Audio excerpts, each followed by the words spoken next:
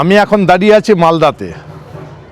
এই যে জায়গাটা, এই জায়গাটা বলা হয় মহানন্দা ঘাট। এই মহানন্দা নদী পেছনে, আর ওই পাশে একটা ব্রিজ দেখছেন মহানন্দা। এটা একটা বাইপাস, শহর থেকে মুক্ত পাওয়ার জন্য এই বাইপাসটা তৈরি। এটা শুরু হয়েছে মিস্তান বলে একটা জায়গা আছে, সেখান থেকে NH-34 উপর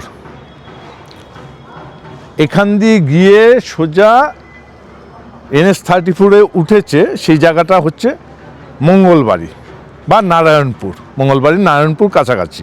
ওইখানে গিয়ে আবার NH-34, এটা হচ্ছে বাইপাস, আর এটা হচ্ছে মহানন্দা ঘাট, মহানন্দা নদীর পাড়ে।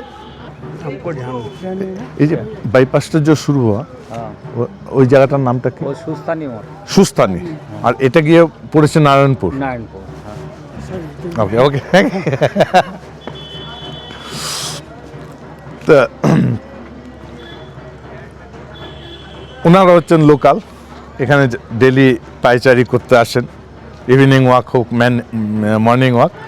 আর সুস্থানি বলে জায়গা NH-34, কালিয়াগঞ্জ থেকে মালদার দিকে যেতে সুস্থানি, সেখান থেকে শুরু হয়েছে বাইপাস।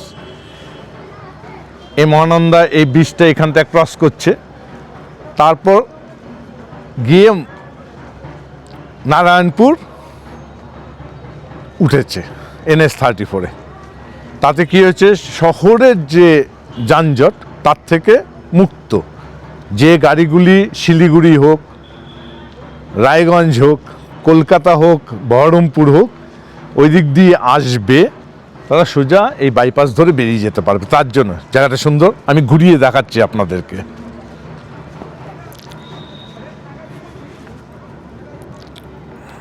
এই দেখুন,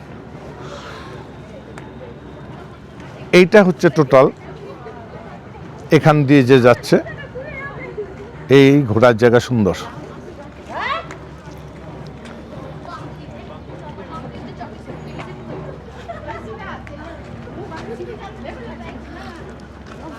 আর এই হচ্ছে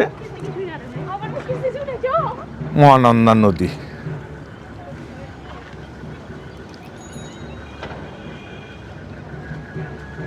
এই দিক থেকে আসছে মহানন্দা নদী, এই দিকে প্রবাহিত হয়ে বেরিয়ে যাচ্ছে।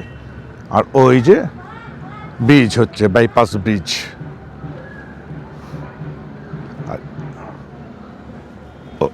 বসার জায়গা সুন্দর, বসার জায়গা আছে, এইসব জায়গা বসার জায়গা সুন্দর করেছে। কিছু দোকানপাট আছে।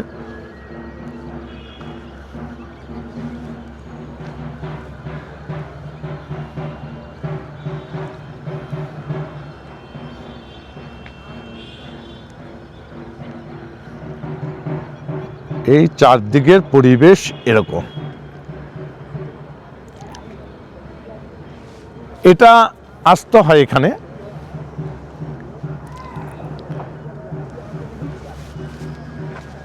এখানে যদি আসতে চান, রথবাড়ি, মালদা রথবাড়ি বা মালদা ভেতরে যে টাউনের ভেতরে যে বাস স্ট্যান্ড আছে, সেখান থেকে রিক্সায় আসতে হবে। বেশিক্ষণ না, রিক্সায় নেবে 10 থেকে 15 টাকা, আর সময় লাগবে মিনিট 7-8।